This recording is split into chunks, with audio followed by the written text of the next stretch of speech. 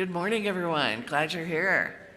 See a few new faces out there. How fun is this? You'll love Joey's flute this morning. He's a master at it.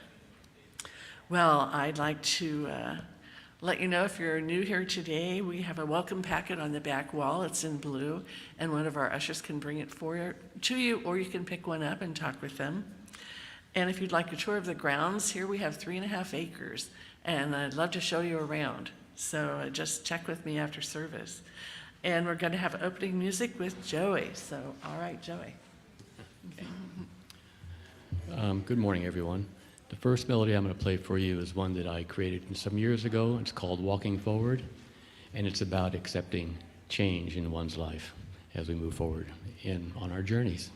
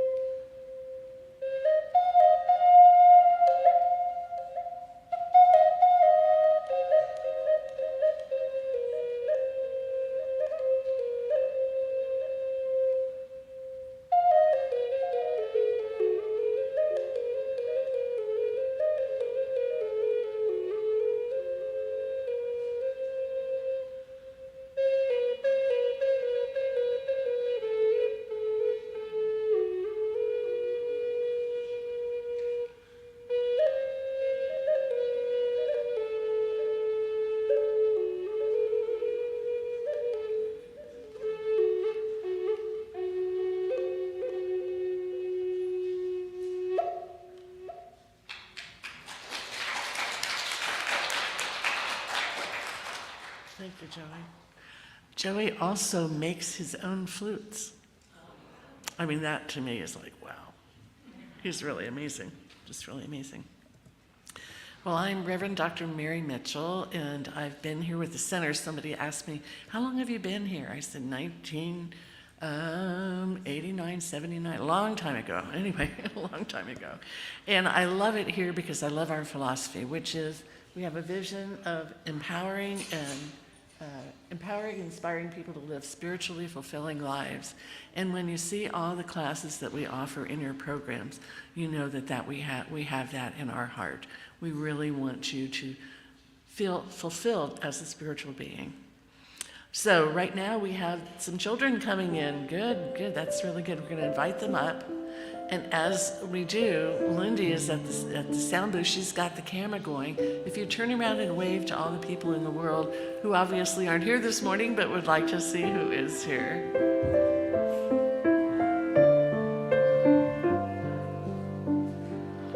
I've heard from people that are at home, they love this part. Oh, there's so-and-so. Oh, there's so-and-so. And now we'll sing to the children. Oh, come on up, guys.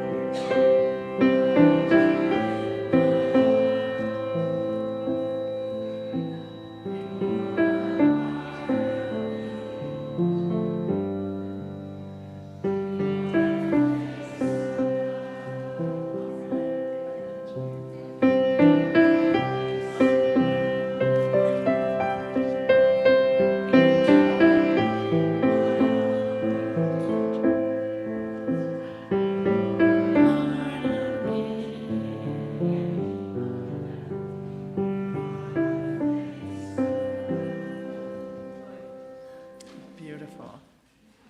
I'd like to thank everyone who came early today to make this a wonderful place to come to. And we have the sound team, the ushers and greeters, musicians, and also the kitchen cookies. And I'm, as a minister, but mainly a practitioner today, as well as Christine Stewart and Christy Carr. And we're here for you after service. And right now I'd like to invite Christy up. She's a licensed practitioner as of a week ago, so we're putting her in, trying to get her warmed up here. All right. Right there. Thank you. Hi. Good morning. So I am here to talk to you about the announcements and let you know about all the wonderful things that we're going to be doing here at the center this week and in the coming days. So today, actually, right after the service, we have Dr. Mary, who will be presenting Exploring Membership. So if you are interested in becoming a member of the center, this is a great way to have some questions answered, to learn more about us and how we started and other things. And Mary is a wonderful person to teach you about those things. And then there's a workshop called Breath Play. It's a breath play workshop with Lori Buckman, Sarah Weber, and Sally Holt on Monday, August 12th, tomorrow, from 6 to 7:30 p.m. It's about learning conscious breathing practices for nurturing the nervous system, supporting focus, clarity, and wholeness. So this is a limited class to 25 people, so if you're interested, check your program, and there's a way for you to RSVP there. The men's group meets on Monday the 12th, tomorrow evening also, from 7 to 9 p.m. And Roy Wolfstead leads this group of fellas, and I'll tell you, I've met some of these gentlemen, and they are wonderful people to be around. So if you're interested in that, I would encourage you to join in. Crystal Bowl Sound Healing Bath. Has anybody done this? Yes, with Irene Bomer, Friday, August 16th from 6:30 to 8.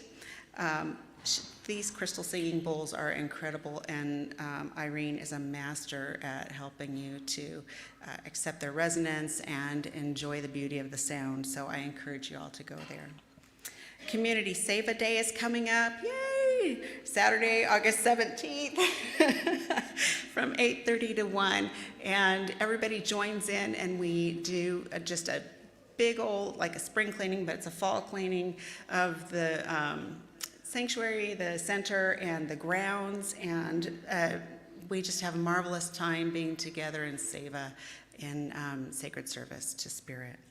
So I invite you to come, please.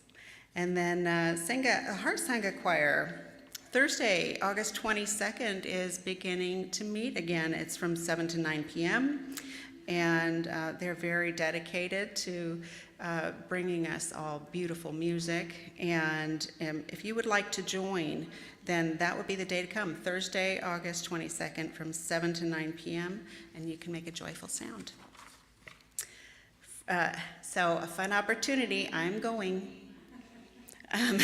Join the Great Race of Grace. It's Saturday, August 24th from 10 a.m. to 5 p.m., and it's really a spiritual scavenger hunt.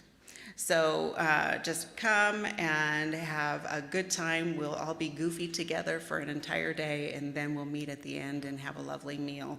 So I invite you to come. If you're interested, there's more information in the program. And then on Sunday, August 25th, is Friendship Sunday, and so it's potluck day, and we just come and we bring our friends, and everybody has a wonderful time enjoying a nice meal and also some fellowship together.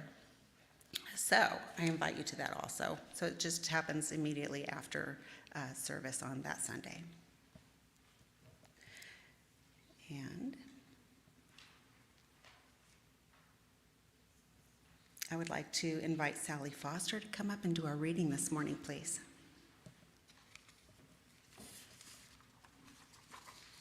Thank you, Sally.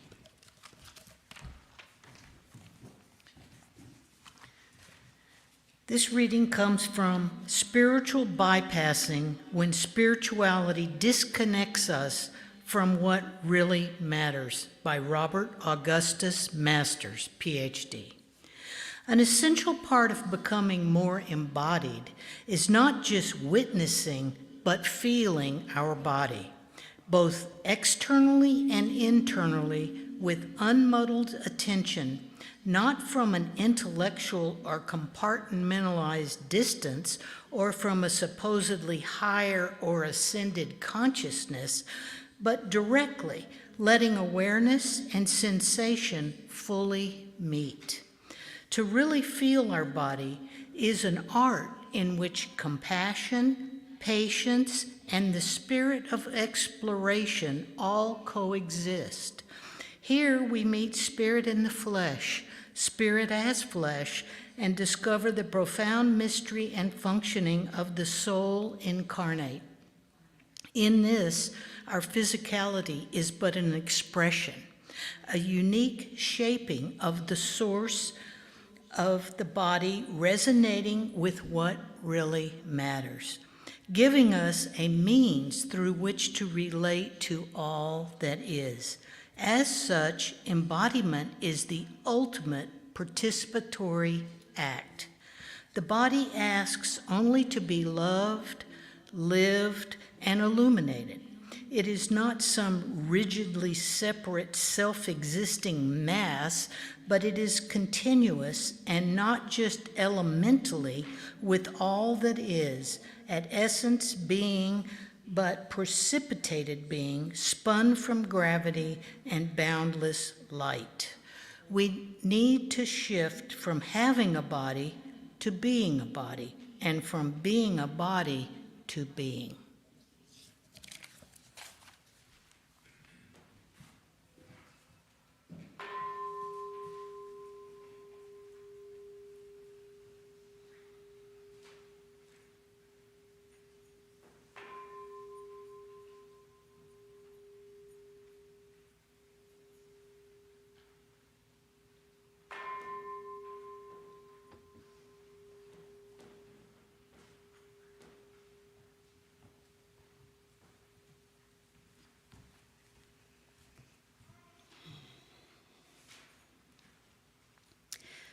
Please join me in knowing there is only one God, one love, one life,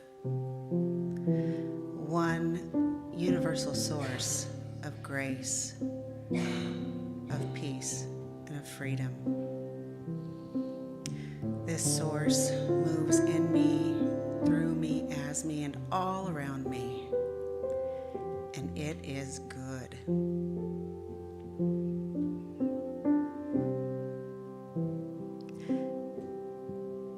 As I move through life, I recognize that it is all God, and it is all good.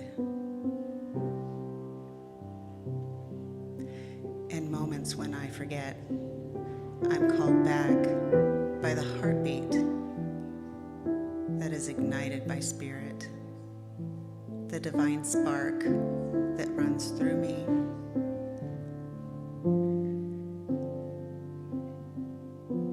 And surrounds me with the energy of love and peace. As I remember this, I know that whatever is happening in the world or in life, that I have this present moment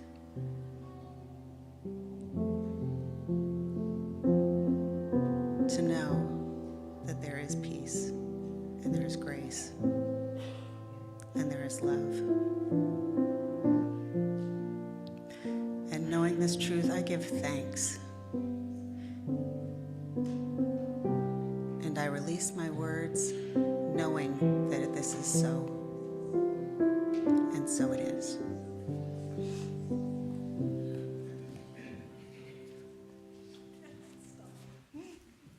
Let me introduce Reverend Sue. Good morning. Thank you, Judy. Joey. Thank you. You set the mood. And the angelic voice of yours. I'm just like wooed into the place that you take us. So I thank you. And Sally, thank you for taking on that challenge. Okay? I'm stalling, aren't I? I know. This was a big week.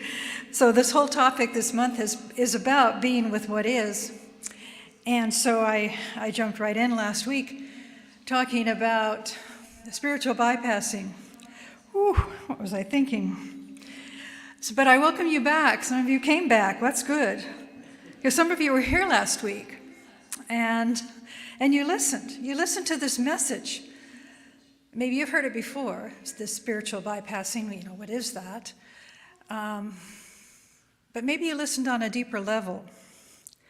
For some, I know it was really revealing. They came and talked to me.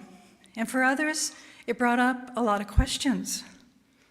For some, it felt incomplete and left them feeling a little more vulnerable and a little more confused. Well, guess what? Me too. But I have to keep turning the pages. I only gave you a thumbnail introduction to this powerful idea. And so as we dive in deeper, I want to remind us that the spiritual term of spiritual bypass is describing what seems to work on us on its own at a subliminal level. So it's not something that right away we can feel it, something that's going on. We can just say, oh, there I am in that again.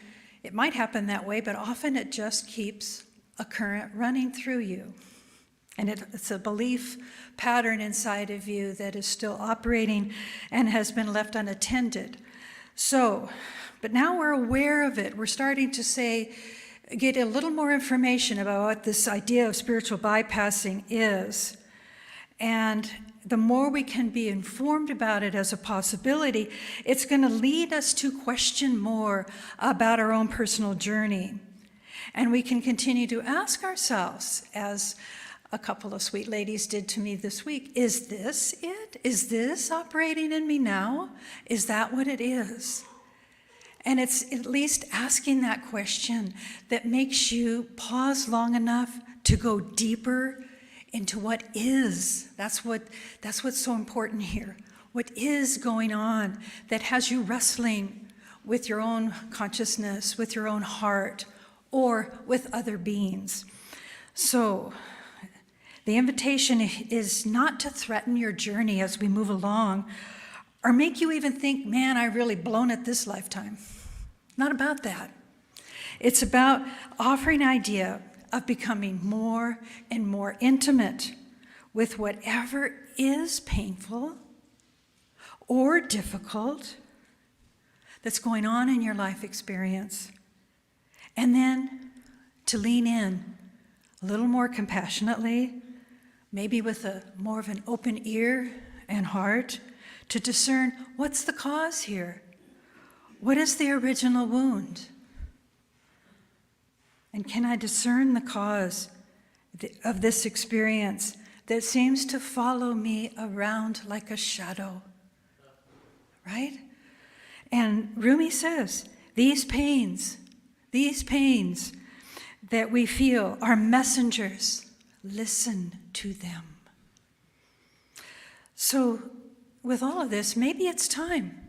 Maybe it's time for a new practice to emerge in your life experience that keeps you in touch more with your authentic self. That authentic self that I speak of is the one with all your bruises, the shames, things that make us just go, oh, I don't want anybody to know that. But you already know it. It's okay to talk to yourself about it. The misfortunes, but also the triumphs and the joys. It all is the matrix of our being. It's all who we are in this lifetime. And now, as we get bold enough in our spiritual courage and our spiritual sense of being the warrior to manage these things, we start to know that everything is done with this deep, pure intention of finding truth of your nature and to serve your healing that is now led by an awakening.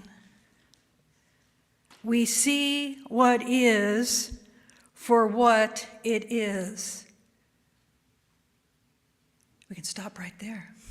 That could be enough message to sit with all week. Because trying to cover whatever is, trying to cover it over, or submerge it somehow, or bypass it, it's what causes us to avoid the significance of what is unfolding and what we're experiencing. Now, as a retired nurse, I spent a lot of years helping people in their coronary bypass. And so I keep reflecting on that, like what's there for me to know now as I look at this kind of message. Now, in coronary bypass, they see the clot, or they see the occlusion of a vessel, a very important vessel of your heart. They don't go in there and try to, in bypass, they don't try to mess with that. They take vessels and they go around it. So the same with us. Interesting here, though. People go through that major experience and they might say, I never want to do that again. I'm so grateful to be alive. What do I need to do? And then I was in cardiac rehab as well. Well, you need to change your diet. No, no. Something else, something easier. And I'd say, well, you need to kind of stretch. No, I haven't stretched in 80 years. Why am I going to start now? So I would get this continued block. Let me keep that which has crystallized and formed inside my being. It has been bypassed, and so I'm going to be okay. And they continue on with some unhealthy choices. We do the same thing in some way or another. So I kind of digress there, but I'm looking at this again. What is, we see what is for what it is, and no longer trying to bypass it. And when earlier in the year, I spoke about the 4 pivots from Sean Jenwright, and that book continues to live inside of me. And he said, we're all wounded and carry the shame and pain in ways we are unaware of. Yet we're not equipped often with the skills or the awareness to heal that trauma. But here's what you come for in community, in spiritual community. You come for the support. You come to a practitioner, perhaps, if it's such deep work, and you let yourself be heard. You let yourself be heard with a non-judgmental ear and heart. So we look at ourselves with a new, renewed sense of perspective, engage with deep spiritual self-care. That's what this message is about today, spiritual self-care. What's facing us, what's going on, we're able to have the courage. It's crucial to sit with our pain, for example, and listen to the underlying messaging that's trying to be revealed. Now, of course, we can prematurely layer something over that pain or that discontent, like I mentioned last week, and I'm not saying that affirmation isn't good work, because it is, if that affirmation is spoken to the place where the wound originated. It cannot be a Band-Aid that we lay across something because we don't want to think about it. Oh, that's too hard to think about it. I'm perfect as I am.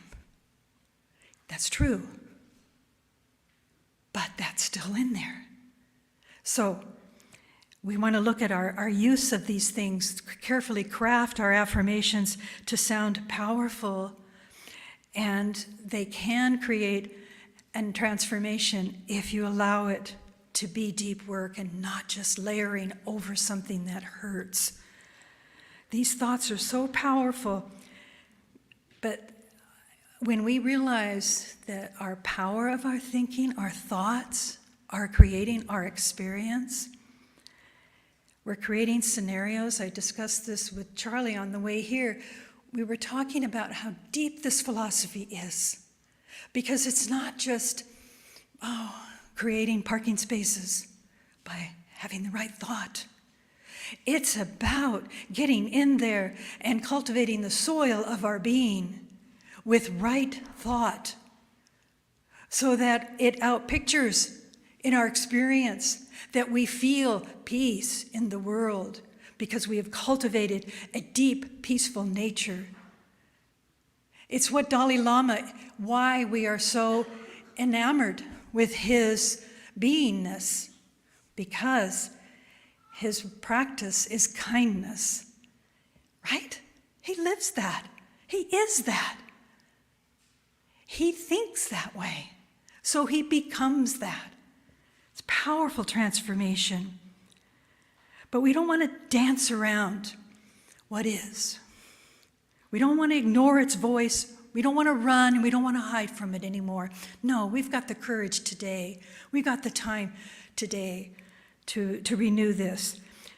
Another book that was, we moved through, touched it just very lightly, was The Body Keeps Score. It's a very good book by Bessel van der Kolk. And it's helpful to remember here, reminding us of our essential nature. Beneath the surface of the protective parts of trauma survivors, there exists an undamaged essence, a self with a capital S that is confident, curious, and calm, a self with a capital S that has been sheltered from any form of destruction by the various protectors that have emerged in their efforts to ensure our survival. This is for trauma work, but it's also for the wounds that we carry. Once those protectors trust that it is safe to separate this, that self will spontaneously emerge, and the parts can be enlisted in the healing process. It's right there. It's right there, that God nature, that divine nature, that illumined self is right there, holding, cradling the wounds of our being, knowing our shame, knowing our blame of different things. So if we can uncover and start to really acknowledge any prior tendencies to spiritual bypass without shaming ourselves or feeling that dang inner critic that starts going. You know, I wanted to watch the new movie that they put out, that Pixar, about the emotions. But I was just watching the preview, and I love the little characters, but they were so noisy. They were so hyper. I thought, I can't even do it. But I'm going to try to do it when I can watch it from TV and turn it off if it gets too much. Funny how a Pixar can be overwhelming in these days. But the beauty of that is they animate our emotions. That's what the Pixar movie does. It animates all this. And we can kind of go, would you look at that? Well, look within, it's right there. You got that same clamor going on most of the time. Those inner critics. So, but here we're asking ourselves, let's open directly to our soul, to that soul self that I speak of for this healing. Because as it's been said, it is important that we digest fully what is ours to integrate body, mind, and spirit into oneness. Nothing is left unattended. And we can break this down into those various emotional tendencies and to the unattended parts of ourselves, the cry, so to speak, in response to what is, trying to be healed. Great works have been written on all of this to attend to the unattended sorrow, to the unattended grief, to the unattended losses in our life, to those moments of lack, whatever it is that has occurred and is reoccurring, asking for our attention, begging for our attention, and wanting us to be more intimate with it all. This self-care that we speak of today is inviting us, let us cut through the spiritual bypassing. And these words from the author, Robert Masters, describes then, use this spiritual boldness, use it, turn toward the painful, disfigured, ostracized, unwanted, otherwise disowned aspect of ourself and cultivate as much intimacy, compassion as is possible with these parts of your being.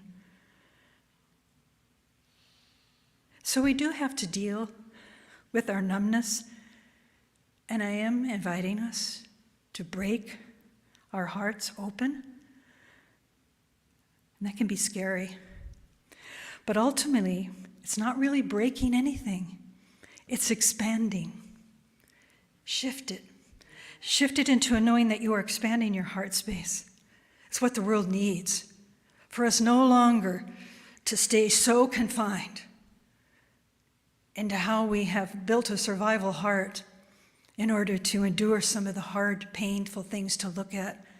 But now we open the space. That's true vulnerability. There's nothing to fear there, but a welcome home. That's welcoming you home to your own divinity. Pema Chodron says, when we protect ourselves so we won't feel pain, that protection becomes the armor that imprisons the softness of the heart. You know, it is the privilege to stand here week after week and share with you the inspired information that I get from my pouring into this during the weeks, is watching the heart soften. I can feel it.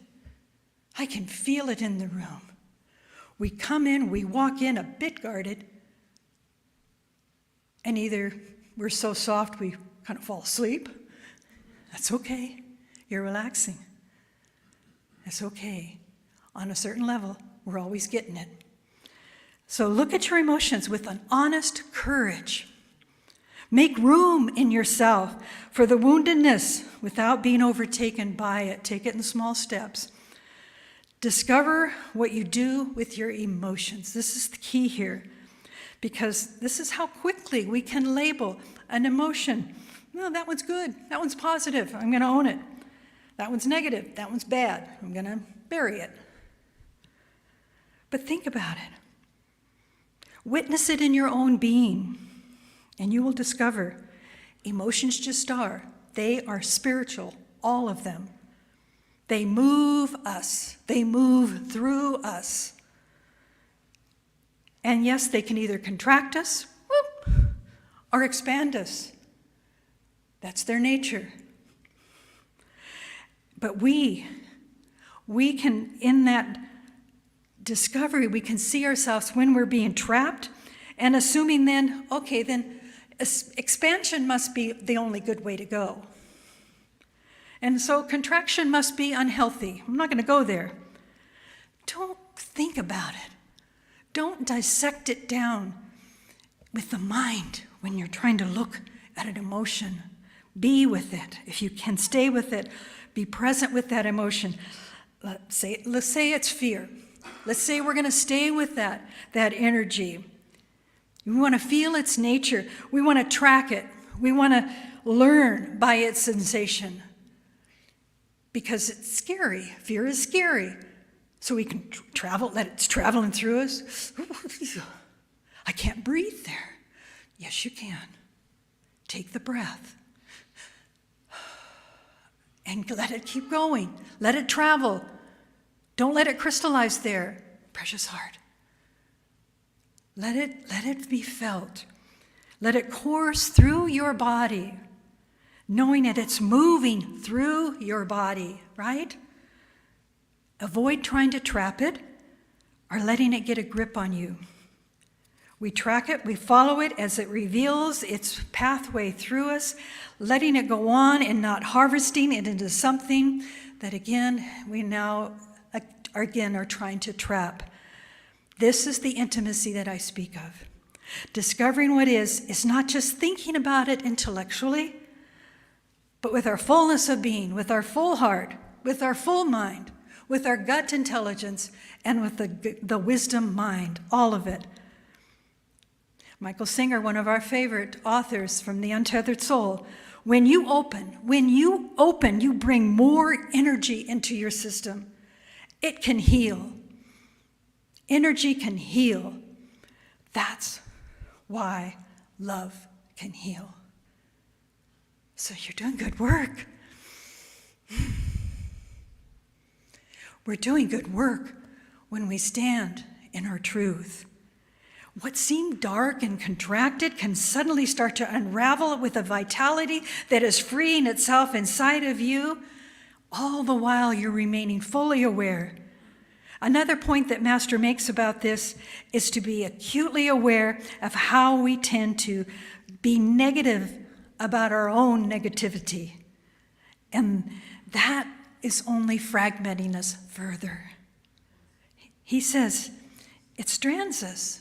It strands us right before we get to that unresolved wound. It's going to pause us out. Here's his words: hurt, rage, grief, shame, fear, terror, loneliness, despair, on, tend to get lumped together as negativity. And we think, this isn't spiritual. It's all spiritual. That will open you. It's all longing for your love, for your safety in your very being. One more important point he makes is our lack of intimacy with any anger or fear or shame or doubt or terror, loneliness, grief, anything painful. Any of these states can keep our experiences superficial and emotionally anemic, therefore addicting us to whatever will help us numb out. Let's take a breath there. This is a lot. It feels intense. But Earnest Holmes reminds us, our philosopher, of this teaching. We are not so cold-blooded as to say to a person who comes to us with pain, to say to them there is no such thing as pain. That is not our idea or purpose. That is not the work of a practitioner. For you to come pour your heart out and say, I'm in such pain, and you say, oh, there's no such thing as pain. Yes, there is. And it hurts. And it can be terrifying. And it can make you feel lonely. Just whatever it will do. We talk about the story. We go there. We go there with you. We cradle you into the discovery. But here's what Earnest Holmes said. It's quite a different thing, though, to admit that it is a necessity. The pain, he's saying, is not a necessity. You don't have to own it. So subtle, yet so important. We're understanding the importance to listen and have compassion for every experience we go through. It's a call for our healing. And we listen with that compassion and never try to diminish our story or make ourselves feel smaller. We listen to each other. We're all trying to reveal the healing that is longing to unfold. When we get clear, when we get really clear in our own understanding of one another's suffering with this compassionate and reverent listening that I speak to, we dialogue long enough then to reveal the source of that woundedness. Let it have a voice to motivate a depth in our healing. This is moving us into that compassionate care, understanding the cause. There we're ready. Remember the soul always illumined within you, waiting for you to wake up to what is. We align within with this pure spirit, with the divinity that is all around and ever present and more than we can ever be. And we establish this deep spiritual communion and a conviction in the deep divine space of truth with a capital T. And our hearts break open as we speak words of truth. We bathe in that wounded, and yes, we bathe for a little bit, but then we recognize, wait a minute, my bathwater is light and love.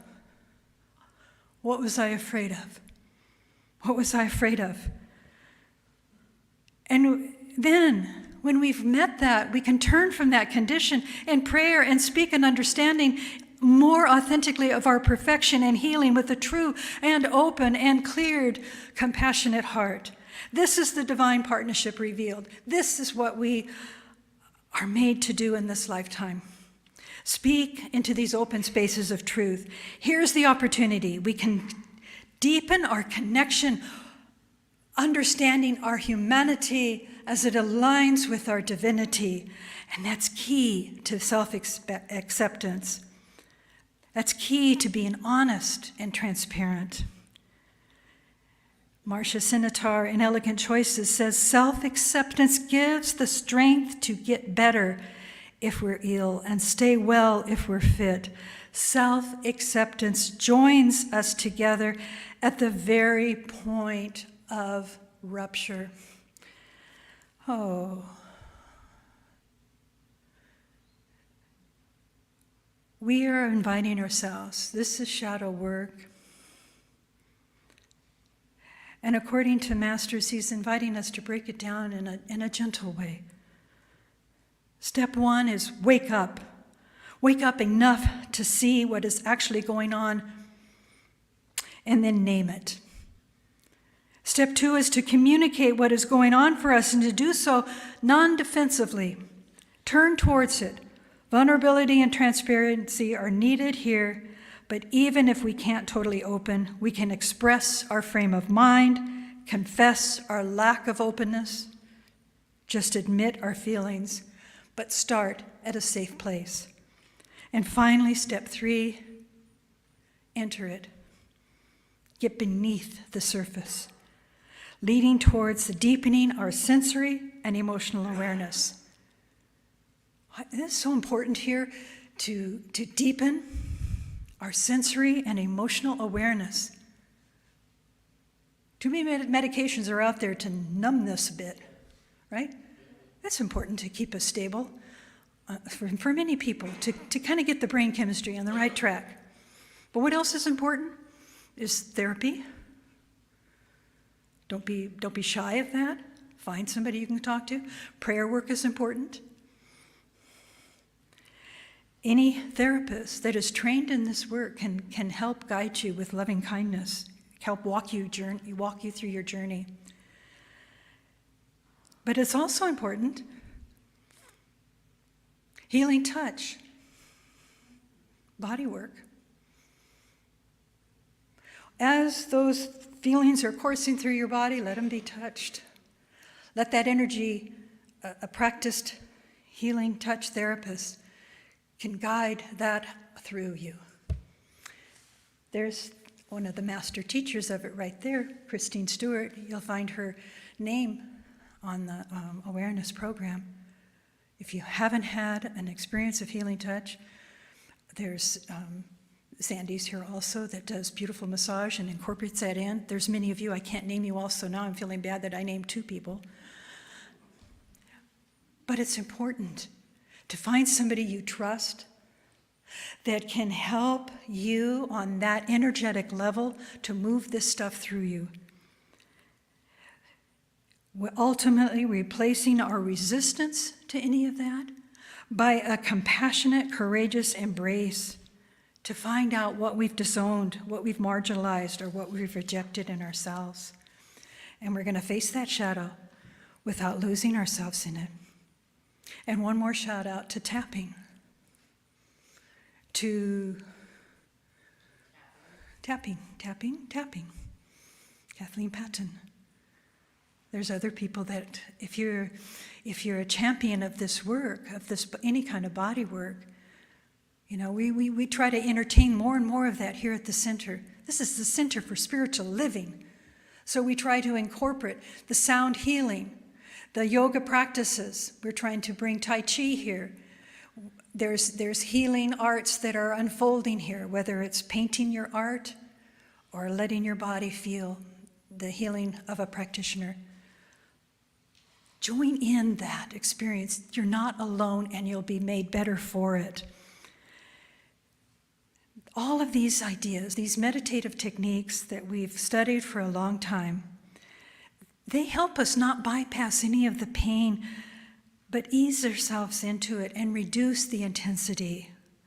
These sincere forms of relaxation will help us center and enter into the depth of who we are and expand these boundaries that we have blocked and locked in pain. Remember, that pain might remain, but we're able to embrace it now with loving kindness. We're not going to get choked up by how dramatic it has seemed. So much of what is being invited here is to take this seriously and fully embody your journey in this precious life you have.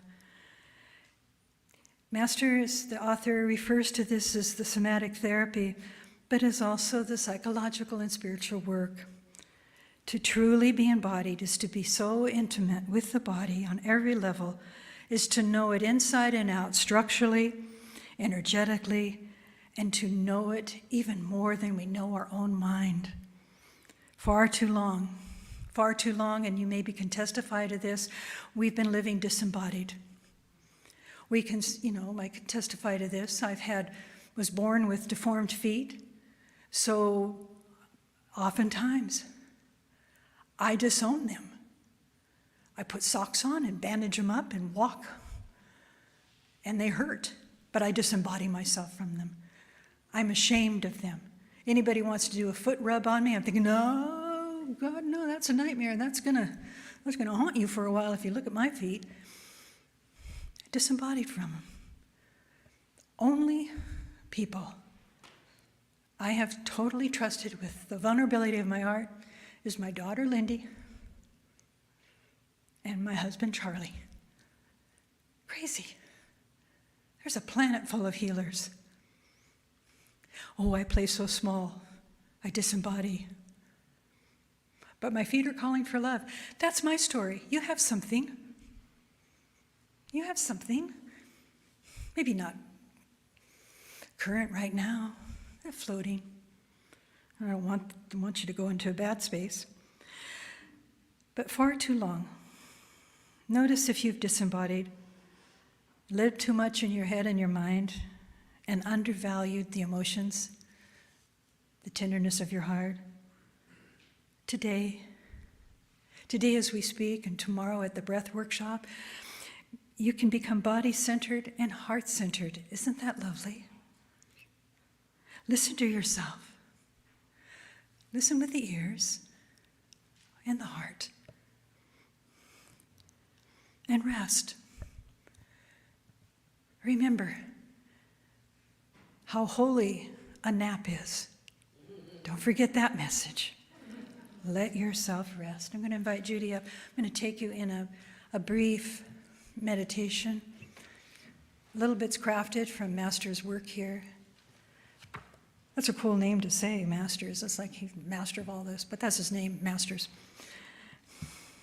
But I invite you to just really do this.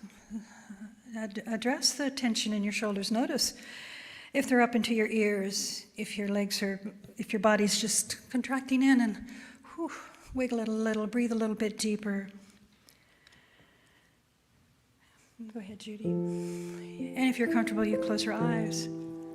You close your eyes so that you can look within.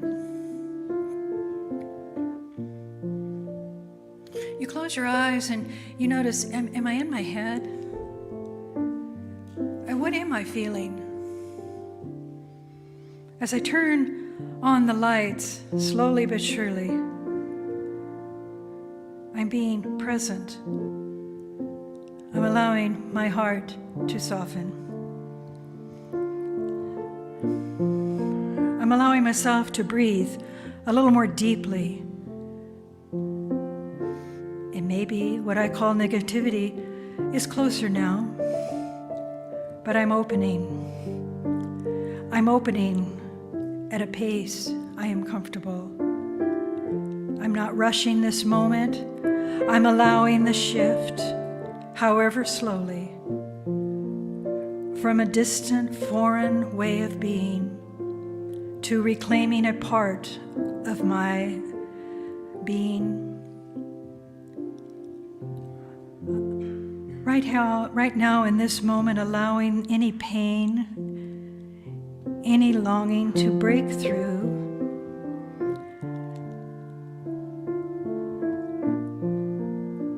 My ambition is to transcend the negativity now. It might not all be gone, but I realize right at the core of my being, I see the work. I reclaim, I re-embody my true self. Yes, I am with myself more deeply. Any aversion is all but gone. I am holding what I previously always named as negativity in the way of myself, as now like a loving parent holding the distressed child, bringing into my heart a feeling of rising desire and a power to protect this little one in me. No negativity now. As I breathe, I recognize as I move through this from the heart space, a love is moving through me. I am recognizing a presence, a sense of wholeness.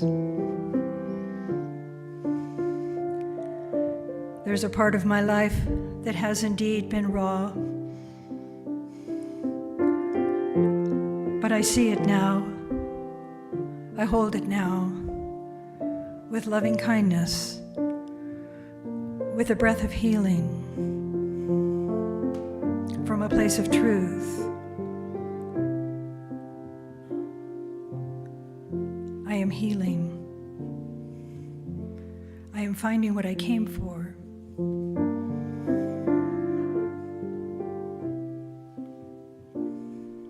God is this love, this healing. Nature is this love, this healing. Spirit is this love, this healing. Whatever I name that greater idea that is beyond me, I claim it now as that divine parent that is holding me and healing me. I breathe with that. I am illumined with that. I'm at home and at peace with that. Thank you, God. Thank you, Spirit. Thank you, nature. Thank you for the holy breath of Spirit that always knows its way through. I lead with that. I live with that. I have my being in that breath. So be it. And so it is. Thank you. Take a deep breath. You made it. Thank you. And Joey's ready. This is perfect.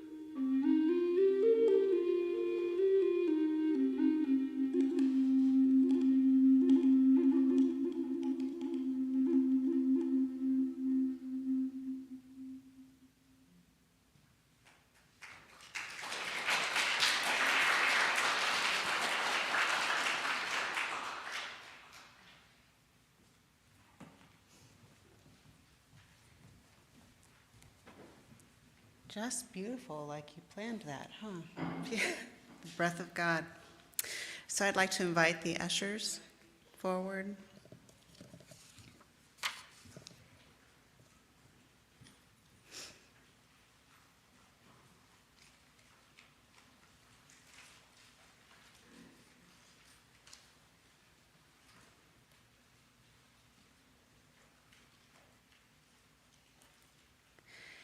As I prepare to give my offering, my heart is filled with love and appreciation, since what is offered here is for my spiritual well-being.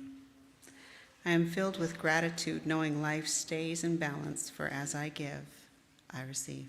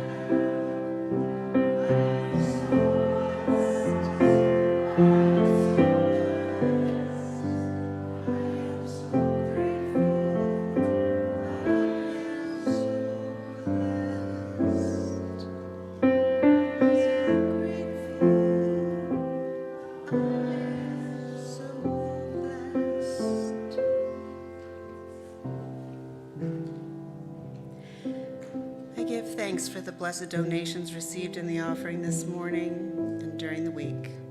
I know each dollar supports this spiritual family in many ways as we grow together, pray together, and give thanks for all that this center has been blessed with today and always. And so it is.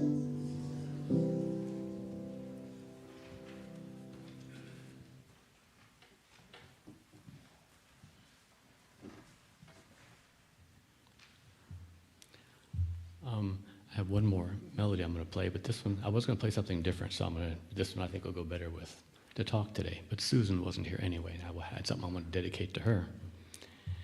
And I'm just going to play a melody that goes with this poem that I wrote some while ago. It's called It's Within Me. And I don't know. You tell me. Does peace really live within? I find that when I give thanks to myself, when I have gratitude for myself, then yes, it does. Sometimes it can be very tiring and very trying. Sometimes there is struggle, sometimes there is hardship, but it always comes back to giving in to the self. Expressing gratitude for just being here, for just living and breathing, not thinking about anything, just feeling what is happening right now. Whatever that might be, just being thankful to be able to see and feel all that is around me. For who am I to say that this is good or bad? This leads right back to that simple way of being, to be grateful for just being alive, to experience all that is happening around me every day, every moment. Grateful that I can feel all of these emotions, these changes in my body, these feelings of love, joy, sadness, and despair. To be able to hear the voices of humans, of birds, of rivers, and of myself. Being at peace in this moment brings me great joy. So yes, it comes from within.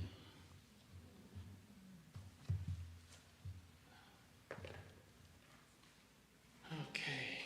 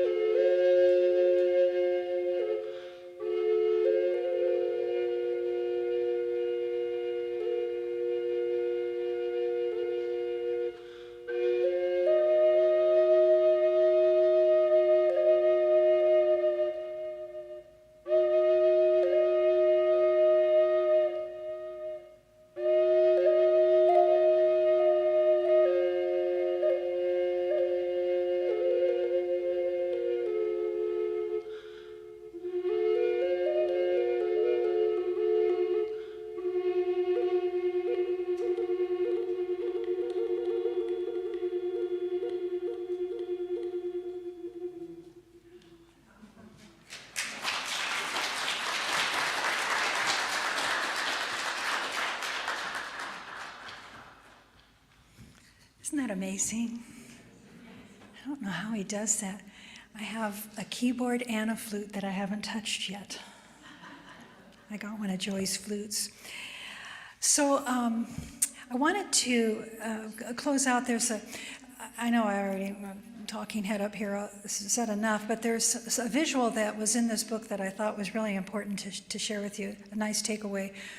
But before I want to remind everybody, before we close, that the practitioners will be up here in service to you by the bell if you feel so inclined to want to visit with one of them. And I noticed the presenters of the workshop tomorrow night are sitting with good posture, breathing, the ones breathing. You want to raise your hands up a little higher, confidently. There you go. Yeah, all of you. If you have questions about tomorrow's workshop, they're right there to help inform you. And let's go into this reading briefly, because he's starting to say, I put 3 stars by this, the memory of what crippled and still cripples us waits in our cells, our tissues, our organs, our fascia, our skeletal-muscular tensions, fresh as at the time it was first imprinted upon us. The trouble is such memory is not primarily lodged in our everyday awareness. Its presence there usually has been long stripped of its emotional depth. In its translation from the depth to the surface, memories of emotional depth are found in seemingly less accessible zones of our interior. So this is the part. Just as we, as a collective social body, have to now store enormous amounts of radioactive waste in firmly sealed, densely walled receptacles, so too does our body have to store or contain and keep as far away as possible from our everyday consciousness whatever traumatic experience has imprinted itself and has not been able to release. So they speak of the amoeba. This is the part. Storing pain cannot be handled at the time. It's just not something that we do. It's a survival strategy that goes back. Consider the amoeba. Put it in water that's been polluted with India ink granules, and it will actually absorb and store them in vacuoles, these little tiny self-contained cavities in the protoplasm of a cell. That's for you, Jim, the science part. Then put the amoeba in water that's clean, and its vacuoles will move to the edge of the cell membrane, like surfacing the trauma in a healthy therapeutic setting. These cells then will discharge the ink granules. Isn't that cool? That's a great visual, though. Just think about those ink blobs inside of you moving to the surface. Poof, gone. You're clear now. Go home, you're healed. Go stuff your face in the social hall or browse the bookstore, but enjoy each other's company and be happy today. Thank you for joining us. Thank you. Thank you.